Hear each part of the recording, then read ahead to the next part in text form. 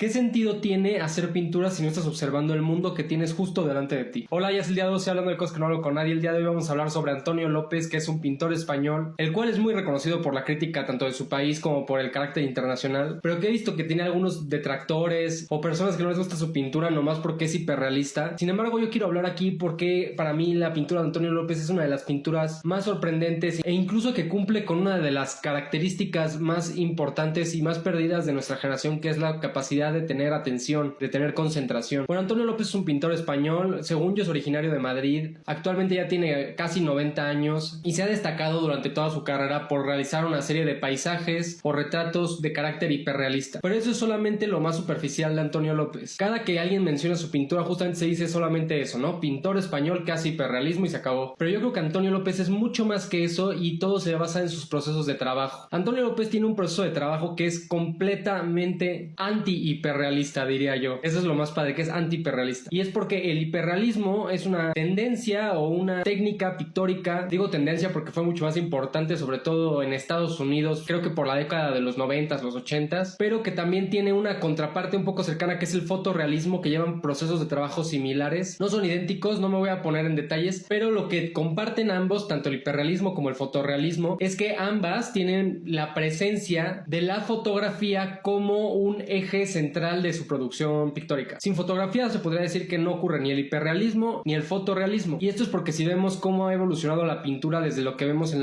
las academias de pintura, sobre todo creo que del siglo XVIII, que son las que como que inauguran en Francia, me parece, estos manuales de pintura académica, pues vemos que la pintura académica, o lo que entendemos como pintura académica, o los movimientos como el neoclásico, el romanticismo, el renacimiento, no todos son pintura académica como tal. Formalmente la pintura académica, según yo, solamente son las academias que surgen a partir del siglo XVIII y que tienen una herencia sobre todo en pintores como Ingres y Leonardo da Vinci, y también un poco de Rafael, pero no dejan de tener procesos similares todos estos periodos de la historia del arte, y tienen un acercamiento que mucha gente dice que es realista, ¿no? De pintura realista. El realismo como tal es más un movimiento pictórico que una manera de pintar, una técnica pictórica. Lo que tenemos en la pintura del Renacimiento, del Romanticismo, del Neoclásico, es más que nada una pintura que tiene un método empirista. No empirista, naturalista. En resumen, es una pintura que intenta copiar con la propia mirada aquellas cosas que tenemos delante de nosotros a través de una serie de procedimientos estandarizados. No crean que los pintores de antes pintaban así porque su ojo mágico y sus manos mágicas les enseñaban a pintar así. No, o sea, ellos pasaban por un proceso completo a través de gremios en los que primero tenían que aprender a trabajar los pigmentos, hacer la pintura, hacer los bastidores,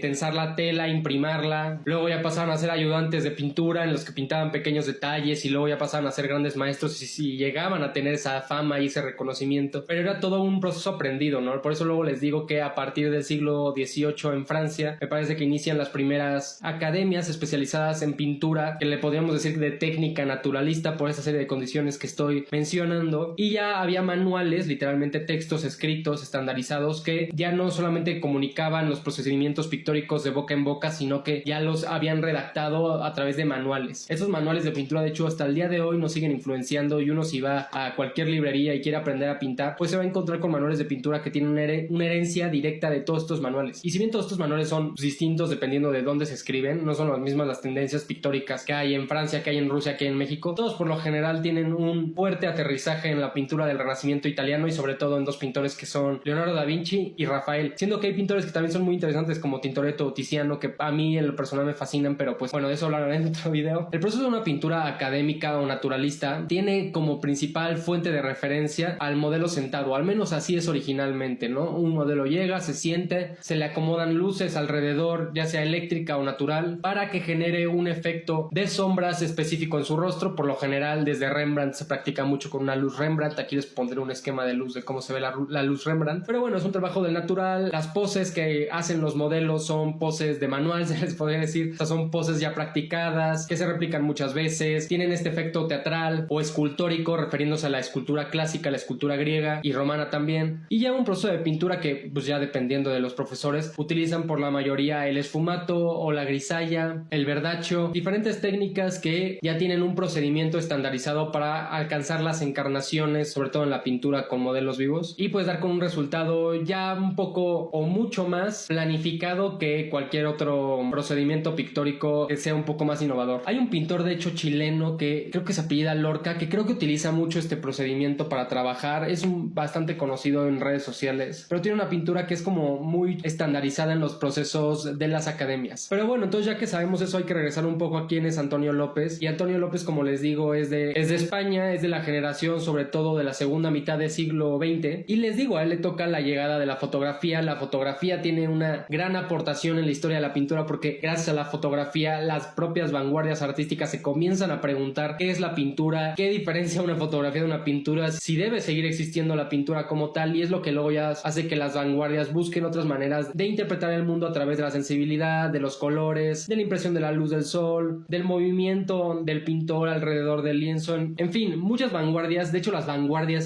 se necesitan un video inmenso, porque nosotros conocemos por lo general las típicas vanguardias, ¿no? O sea, de que cubismo, futurismo, fauvismo, dadaísmo y demás, pero en realidad las vanguardias son como 500,000, se los juro, son muchísimas. Hay un libro completo que habla de todas. Pero bueno, eso es tema para otro video. El detalle con Antonio López es que es un pintor de la generación en la que el expresionismo abstracto y la abstracción en general eran la tendencia y casi que la regla para todos los pintores de su generación. Sin embargo, él hace algo muy interesante, y es que justamente también cuando estaba llegando el hiperrealismo con la fotografía, no solamente rechaza la abstracción, sino que también rechaza el hiperrealismo, vamos a decirlo, más formal o americano, estadounidense, y también al fotorrealismo, ¿no? Que utilizan justamente la cámara fotográfica como el medio que sustenta su pintura, ¿no? Antonio López decide hacer un hiperrealismo que no utiliza fotografías, decide hacer un hiperrealismo que sigue procesos pictóricos muy parecidos al de las academias de arte del siglo XVIII en Francia, que es lo que conocemos como el arte académico, el que ya les mencioné, y es pintar del natural. Antonio López tiene un proceso de trabajo muy interesante que busca el hiperrealismo a través no de la fotografía, sino de la observación continua de un espacio, de un lugar, de un retrato, de una persona que tiene enfrente durante neta muchísimo tiempo. Antonio López tiene pinturas que llegan a durar hasta 7 años en su conclusión. Su obra más tardada, o que tuvo el proceso de trabajo mucho más extenso, es el retrato que le hizo la familia real española. Fue un retrato que duró más de 20 años en pintarse, o 20 años en concluirse, y aunque en ese en particular se utilizó la fotografía porque pues la familia real no podía ir a posar con él todo el tiempo, en todas sus demás pinturas, sobre todo en su pintura de paisaje, algo que a mí me llama muchísimo la atención de su obra y que admiro y que creo que lo hace un pintor extraordinario, con una aportación importantísima para el mundo de hoy, es justamente su capacidad para observar lo que tiene delante durante muchísimo tiempo, tener una capacidad de concentración para ver un paisaje y pintarlo durante 7 años. Y esto no es exageración, o sea, su pintura más famosa, la de la Gran Vía de España de Madrid, es una pintura que le tomó 7 años en pintarla, que él llevó una vez el lienzo y sus materiales de pintura y le pidió a un vecino de por ahí de la Gran Vía que si podía guardar sus cosas ahí para que cuando él llegara todas las mañanas pudiera volver a sacar y empezar a pintar, porque eso es otro detalle. La Gran Vía la pinta en las madrugadas nada más, cuando apenas está empezando a salir el sol, cuando está el alba, cuando está esa palabra del siglo XX tan famosa. Y él tenía esta visión de querer pintar únicamente la calle como protagonista de su pintura. No era pintar un paisaje donde al final había unos amantes besándose, o pintar un paisaje donde se veía la grandeza natural del mundo, como podría ser la pintura de Velasco aquí en México, sino que él tiene una apuesta muy interesante en esa pintura de la Gran Vía, y es pintar la calle como el sujeto principal de su pintura, y lo hace a través de un hiperrealismo consciente que tiene como fin la observación milimétrica sumamente precisa de una sola cosa que tiene delante de él, que es justamente la Gran Vía en este caso. Esto es importantísimo en la pintura de Antonio López. Tratar de sostener un cuadro durante 7 años es, de verdad se los juro, muy difícil, más porque no son cuadros tan grandes. Uno como pintor puede ver que uno se cansa de una obra que le dura meses, ahora imagínense una que le dura años. Y hoy en día nuestro mundo, que es tan rápido, tenemos un mundo que es justamente hiperveloz. Cualquiera le diría toma la foto y luego la pintas en tu cuarto y la haces mucho más rápido, la calcas, llegas a un proceso de trabajo que te permita producir más. Pues Antonio López tiene una apuesta muy distinta, y es la apuesta de la observación sobre lo que tiene delante de él, pero no solamente eso, sino la concentración por una sola cosa delante de él. Antonio López es súper importante porque en un mundo donde utilizamos referencias pictóricas, referencias para todo, referencias para hacer pintura, referencias para hacer ilustración, referencias para hacer animación, incluso referencias para hacer fotografía, o referencias ya para alimentar softwares de inteligencia artificial, Antonio López tiene una apuesta radical por lo contrario, por no utilizar referencias que ya existen en imágenes de otro sitio, ¿no? Sino de tratar de verdad de concentrarte en observar lo que tienes delante de ti. Uno cuando va a talleres de pintura se puede dar cuenta de que constantemente, por ejemplo acá en México, se pinta la Torre Eiffel, y es como de, ¿por qué pintas la Torre Eiffel, no? O sea, ¿por qué no pintas lo que tienes delante de ti? Que tu colonia, que tu pueblo, que el súper que tienes en tu calle no es lo suficientemente importante como para pintarlo, no merece ser observado, no merece ser preservado a través de el arte de la imagen más antiguo que existe en el mundo, que es la pintura. Por eso a mí me exalta mucho la pintura de Antonio López, porque en un mundo donde no podemos ni siquiera ver lo que nos rodea, porque la publicidad y las imágenes generadas están todo el tiempo tratando de llamar nuestra atención, la apuesta de Antonio López es por concentrarte en lo que está delante de ti. El arte justamente nace con eso. Ya hablé un poco de eso en otro video. El arte nace de observar animales corriendo alrededor de nosotros y pintarlos en las paredes. Antonio López hace el mismo proceso, pero con una apuesta mucho más ambiciosa, que es el hiperrealismo pictórico a través de la mera observación y rechazando cualquier otro tipo de tecnología mecánica para hacerlo. Y pues bueno, eso es todo por el día de hoy. Voy a seguir hablando de Antonio López en otros videos y bye,